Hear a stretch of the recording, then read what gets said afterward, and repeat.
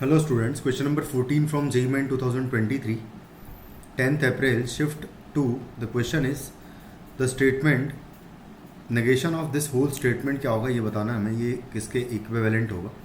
तो नेगेशन तो बाहर ही रहने देते हैं, इसको हम लोग अगर सिंप्लीफाई करें अंदर वाले एक्सप्रेशन को तो यहाँ पर P का इंटरसेक्शन विद दिस स्टेटमेंट ले लेंगे और उससे भी पहले हम लोग इसको एक्सपैंड कर लेते हैं। यहाँ पर नेगेशन इसको ओपन कर लेते हैं तो यहाँ पर देखो क्या आएगा, ये हो जाएगा कि P और नेगेशन ऑफ P और नेगेशन ऑफ Q हो जाएगा। ये कुछ इस तरीके से स्टेटमेंट आ जाएगा।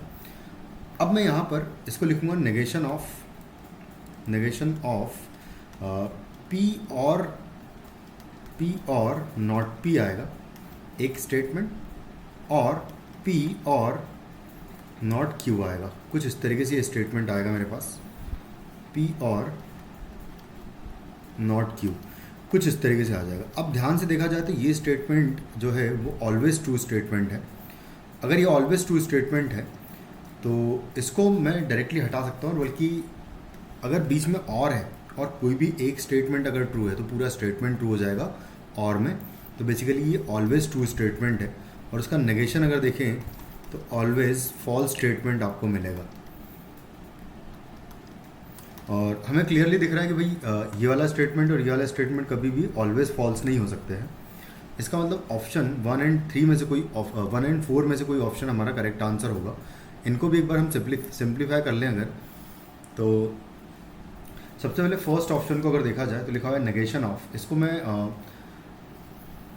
अंदर मल्टीप्लाई कर दूंगा तो देखो क्या आएगा, नेगेशन ऑफ P और नेगेशन ऑफ Q हो जाएगा। ये यहाँ पर इसको मैं नेगेशन अंदर मैंने एंड को और में कन्वर्ट कर दिया और नेगेशन कर दिया दोनों का, एंड Q है तो यहाँ से आ जाएगा negation of P and Q आएगा और नेगेशन ऑफ Q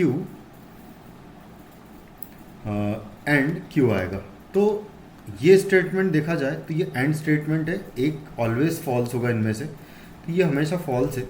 और बीच में एंड है तो बेसिकली ये पूरा स्टेटमेंट हमेशा फॉल्स आएगा, क्योंकि इस पर अब डिपेंड कर ही नहीं रहा है कुछ भी, क्योंकि बीच में यहाँ पर पूरा डिपेंड करेगा बेसिकली इसी स्टेटमेंट पर, क्योंकि ये तो ऑलवेज फॉल्स है। तो यानी कि negation of P and Q पर डिपेंड करेगा सारा कुछ, और ये ऑलवेज फॉल्स नहीं है, ठीक है ना। तो फर्स्ट स्टेटमेंट हमारा ट्रू नहीं होगा, इक्विवेलेंट नहीं है बेसिकली। फोर्थ स्टेटमेंट को हम लोग चेक करेंगे सिमिलर पैटर्न में। तो यहाँ पर हम लोग क्या करेंगे, P एंड नेगेशन P आएगा फर्स्ट स्टेटमेंट। तो जब मैं इन दोनों को कंबाइन करूँगा फिर आएगा एंड है दोनों के बीच में, तो यहीं आ जाएगा सिंपली कि and Q and negation of P आएगा, कुछ इस तरीके से आ जाएगा। अब अगर देखा जाए तो ये स्टेटमेंट ऑलवेज फॉल्स है, बीच में एंड स्टेटमेंट है। तो एंड स्टेटमेंट है तो यहाँ पर कुछ भी हो ये हमेशा क्या आएगा, एक फॉल्स स्टेटमेंट होगा। तो हमारा आंसर फाइनली फोर्थ ऑप्शन हो जाएगा। थैंक यू, क्योंकि ये इसके इक्विवेलेंट आ गया है।